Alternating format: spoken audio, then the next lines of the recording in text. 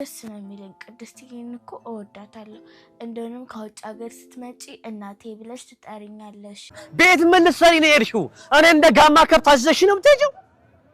እሺ የት ልምጣ? ይኸውልሽ አሁን በደንብ ስሚኝ። ለነዛ ልጆች ደውይላቸው። ሰፈሩን እንዳለ መክበብ አለብን። ሉላ እዚህ አካባቢ ነው ያለችው፣ የትም አይደለም እዚህ ነው ያለችው። እምልሽን ስሚ። ሞገስ ተከቧል። ማን የከበበው? የት? ዝና ነው። ዝና ከቦታል። አንድ ሰው ነው እንዴ ታዲያ የሚከበው? ዝና አንድ ሰው ነው ማለት አይቻልም። እሱ ብቻውን ይከብሻል። ምሳሌ ምኞቷ ተሳካላት። ቅድስት ያሰበችው ያለመችው የፈለገችው ነገር ተሳካላት። ቦራ በእጇ ገባ። ዳጣም ያሰበችው ተሳካላት። ምርጦች ሰላም ሰላም፣ ጤና ይስጥልኝ ውድና የተከበራችሁ የቻናሌ ቤተሰቦች እንደምን አላችሁ? ዛሬ ምሳሌ ያልን አብረን ቀጥለናል። መልካም ነገር የማይወድላት ያልታደለችው ማለት ደግሞ ቦራን መልካሙን ባለቤቷን እንግዲህ ለቅድስት አስረክባ እሷ ደግሞ ሸይጣን ጋር ጫካ ለጫካ ትንከራተታለች። የሞቀ ቤቷን በገዛ እጇ እየተንዘላዘለች አፍርሳ አሁን ደግሞ እንደፈረደባት ሰው ለመግደል ያሰበችውም ላይ ሳካላት ጫካ ለጫካ ትሮጣለች። እሱ የእሷ መጫወቻ ሊያደርጋት ምኞቱ እስኪሳካ ድረስ እንደፈለገ ሊጫወትባት፣ እሷ ደግሞ የሚያምረውን ምርጡን ቤቷን አፍርሳ እንዲሁ ተሯል። ሞገስ ከዝና ሩጦ አምልጦታል። ሽጉጥ ቢይዝም ነገር ግን ሞገስ ምርጫው ያደረገው ከመፋለም ይልቅ ሩጦ ማምለጥን ምርጫው አድርጓል። ሉላ ደግሞ ለብቻውና ተጨንቃለች። ሞገስ የት ነህ? ለምንድነው የማትመለሰው ስትለው እሱ እንደተከበቡ ይነግራታል። እናም ደግሞ ማንም በር ቢቆረቁር እንዳትከፍት፣ እኔ አሁን አልመጣም፣ እኔ ተከትዬሽ ከመጣው በአካባቢያችን ያለንበትን ቦታ ስላወቀ ተከትሎኝ ስለሚገባ ስለዚህ እኔ ወደፊት መሄድ አለብኝ በማለት ሞገስ ወደ ቤት አልተመለሰም። ከዝና ሩጦ አምልጦታል። እንግዲህ ዝና የቻለውን ያህል አሯርጦት ነበረ። የቻለውን ያህል ሩጦ መጨረሻ ላይ ደግሞ መኪና ውስጥ በመግባት አምልጦታል። ሞገስ ከአካባቢው ተሰውሯል ማለት ነው። ዝና ደግሞ ይህ የሚያበሳጨው ዝና ማህሌት ላይ ይደነፋባታል።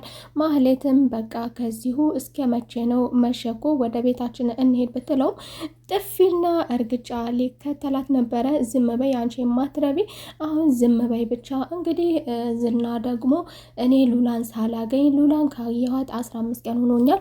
ሉላን ሳላገኝ ነቅነቅ አልልም። ወደ ቤትም ከተመለስኩኝ ቤተሰቦችም ካወቁ በተለይ አባቴ ካወቀ ደግሞ ጥቃት አመጣብን በማለት በጥይት ይፈጀኛል ሲልም እንግዲህ ቤተሰቡ ዘንድ ይህ ነገር ትልቅ ውርደት መሆኑን ሉላን ለሞገስ ማስረከቡ አንተ እንግዲህ ምን አይነት ወንድ ብትሆነው ባለቤት እስክትጠለፍ ድረስ በማለት አባቴ በጥይት ነው የሚገለኝ እንጂ አያንገራግርልኝም በማለት እንግዲህ ዝና ብቻውን እዛው ሉላ ያለችበት አካባቢ በመንደሩ ተገትሮ ውሏል። ይህም የመረራት ማህሌት ደግሞ ወይ ሰላም አይሰጣት ወይ ፊት አይሰጣት፣ እንዲሁ ደግሞ እሷ ላይ በሌሎቹ ሲበሳጭ እሷ ላይ እየደነፋ ስላስመረራት በቃ እንግዲህ ከሱም ጋር መሮጥ ስላልተሳካላት በየጫካው እሱ በሮጠ ቁጥር ተከትለሽኝ ሩጪ ስለሚላት በዚህ የተማረረችው ማህሌት ከሱ ጋር ሩጣ ጥግ ድረስ ሮጣ አልችለው ስትል ተመልሳ ወደ ቤቷ ሄዳለች። እሱም ደግሞ የምን አባሽ ቤት ነው? ከኔ ጋር ከዚሁ ታድረታለሽ፣ እዚሁ ትቆሚያታለሽ። እሷም ደግሞ አረባ ከዝና ሞገስ እኮ እሱም እኮ አእምሯለሁ እዚህ አንተን ካየህ እሱም ከዚህ በኋላ ወደዚህ አካባቢ አይመጣም፣ እባክህን አእምሮህን አሰራው ብትለውም እሱ ግን ነቅነቅ አልልም፣ የሚሉሽን ስሚ፣ አንቺ አትረቢ፣ እነሱ የሰጠሽን ሰዎች አይረቡ እያለ ማህሌት ላይ እንግዲህ የደነፋባት መቀመጫ ታለች። ማህሌት አማራጭ ስታጣ ለኤፍራታ በመደወል ኤፍራታ ጨንቆኛል፣ እነሱ እየተጋደሉ ነው፣ አንዳቸው የሞት ይመስለኛል ስትልም ለኤፍራታ ታሳውቃታለች። ኤፍራታ ምኑ ጋር ነሽ አንቺ? የራሳቸው ጉዳይ ነይ ወደ ቤትሽ፣ ሲጀመር አንቺ ከሱ ጋር መሄድ የለብሽም፣ ራስሽን አስተካክዬ ወደ ራስሽ ተመለሺ፣ ዝና እንደሆነ እየተጠቀመብሽ ነው ብዬሻለሁ በማለት ኤፍራታ ትመክራታለች። እሷም አቅጣጫዋን አዙራ ወደ ቤቷ ትመለሳለች። ደቂቃዎች ሳይቆይ ደግሞ ዝና ምን ሲባል ትመለሻለሽ አንቺ ማትረቢ በማለት በመደወል አሁኑን እንድትመለስ ያደርጋታል። እሷም ደግሞ ልጆች አሉ፣ ልጆቹ ካሉ ወንዶች ካሉ ይበቃል ለኔ ምን እሰራላለሁ ብትለውም እዛ ሄደሽ እኮ ምን ልትሰሪ ልሄድ የምትይው ምን ጉዳይ ኖሮሽ ነው በማለት ማህሌትን ወዳለበት ቦታ መልሷታል። አጋጆቹንም ማንም መተኛት የለበትም፣ መቀመጥ መንቀሳቀስ የለበትም፣ አካባቢውን ሉላ ያለችበት አካባቢ እዚህ ነው። ስለዚህ እሱ ሳይገባ እንደማያድር እንደማይውል እርግጠኛ ነኝ። ስለዚህ አይናችሁን መግለጥ መጨፈን የለባችሁም፣ እንዳፈጠጣችሁ ታድራላችሁ ትውላላችሁ ሲል ወንዶቹንም አዟቸዋል። በዚህ የተማረረችው ማህሌት ደግሞ አረባክ ወንዶች አሉ ይበቃል፣ በቃ በዚህ ምሽት እኔ ካንተ ጋር ምን እሰራለሁ በማለት ማህሌት ጉዟን ወደፊት አድርጋለች። እሱም ጭቅጭቅ የሆነበት የማህሌት ወደ ቤቴ ልሄድ ማለት ጭቅጭቅ የሆነበት ሄጅልኝ ኖረሽም አልጠቀምሽኝም፣ ራሴን አሳመምሽኝ፣ አንቺ ምንሽም የማይጨበት አንዴ ጨካኝ አንዴ አረመኔ አንዴ ደግሞ አዛኝ ያደርግሻል። መጠበቅ የተሰላችሁ ታጋቾቹም ደግሞ ድቅድቅ ሌሊት ላይ ጥለው ጥርግ ብለዋል። በዚህ የተማረረው ዝናም ብቻውን በመቅረቱ ለማህሌት በመደወል ማህሌት ብቻዬን ነኝ ያሉት፣ ምን አይነት የማይረቡ ሰዎች ነው የሰጠሽኝ፣ አሁኑኑ አንቺ ወዳለሁበት ቦታ ትመጫታለሽ በማለት ማህሌት ላይ መሬታውና ጩኸቱን ድንፈታውን አሁንም እሷ ላይ አድርጎታል።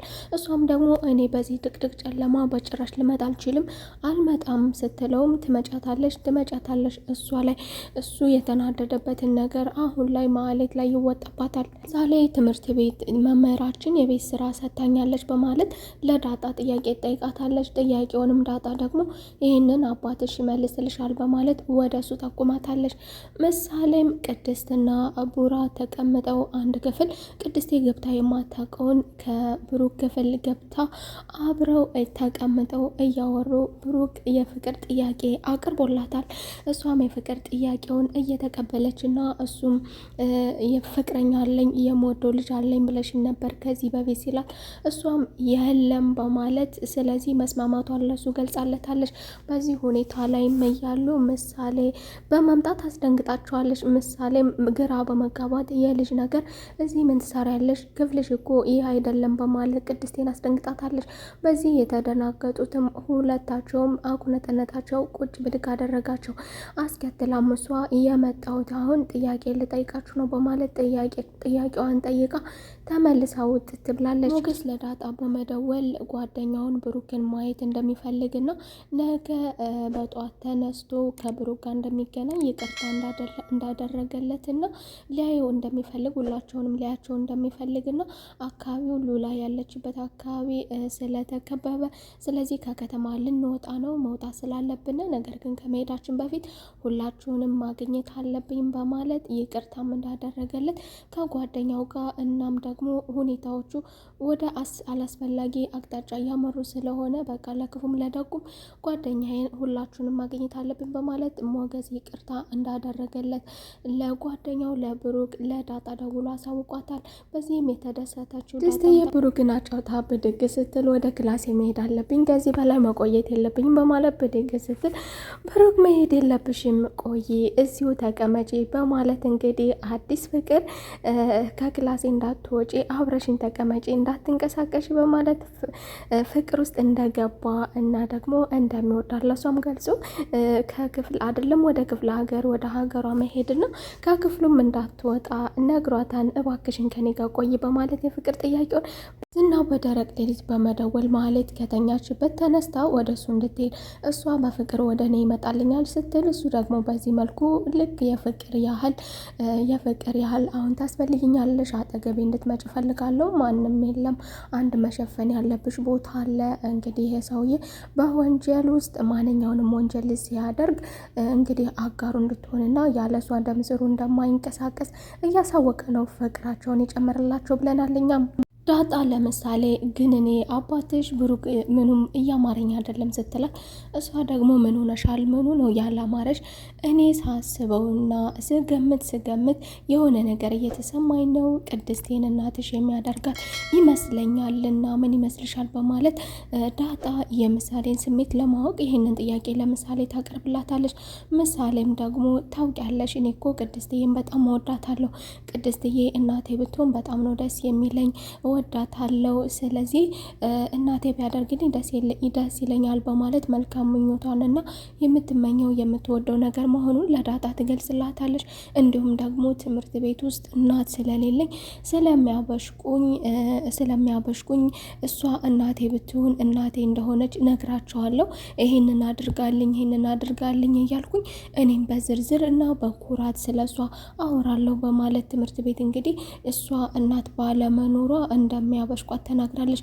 በዚህም የተሰማት ዳጣም ደግሞ አንቺስ አንዴ ቁርጥሽን አውቀሻል፣ እናትሽ ሞታለች፣ የኔ እናት ግን ትሞት ትኑርም አላውቀው እኔስ ምን ልበል በማለት ሉላ ለሞገስ በመደወል መቼ ነው የምትመጣው? ጨንቆኛል፣ ተረብሻለሁ በማለት ሞገስ እንግዲህ ዝና እያባረረው ስለሆነ ለራሷም ለሞገስም ትፈራለች። የት ነህ እያለች ሞገስን ትበጠብጠዋለች። ሞገስ ደግሞ እየተከተለኝ ስለሆነ እኔ የምገባ ከሆነ የምመጣ ከሆነ እሱ በአካባቢው ስላለ ስለዚህ እኔ አስጠቃሻለሁ፣ መሆን የለበትም፣ ነገ ግን እንደምንም ብዬ ይሸሽ ወጣለሁ።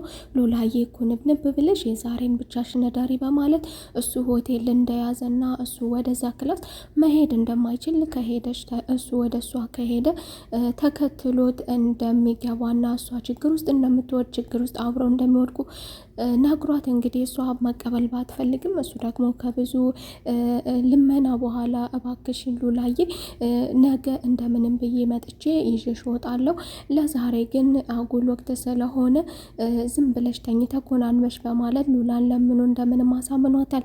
ቅድስትዬ ከቡራ ጋር ከቆየች በኋላ ወደ ክላስ መሄድ አለብኝ ስትል እሱም ከክላሷ መሄድ የለባትም እባክሽን ዛሬን ከኔ ጋር ተኝ በማለት እንግዲህ ቅድስትዬ እንደምትወደውና ለሱ ጥሩ ስሜት እንዳላት በአይኑ በመመልከት እንግዲህ የግሉ አድርጓታል። ቅድስትዬን በመስማማት እሱም ደግሞ እባክሽን አይደለም ከሀገር ቀርቶ አይደለም ከቤቱ መውጣት ቀርቶ ከክላሱም አትወጭም በማለት እንግዲህ ቅድስትዬን ላፍ አድርጓታል ማለት ነው። ቅድስትዬና ብሩኬ ዛሬ አሽኮርምመውናል፣ እነሱ ተሽኮርምመው እኛንም አሽኮርምመውናል። በቀጣይ እንግዲህ ብራን ባሰበረለው እንላለን አብረን ማለት ነው። የዛሬው ክፍል ደስ የሚል ምርጥ ነበረ፣ ምርጥ የፍቅር ጊዜ ነበረ። በቀጣይ ተመልሰን እስከምንገናኝ ድረስ መልካም ቆይታ ይሁንላችሁ።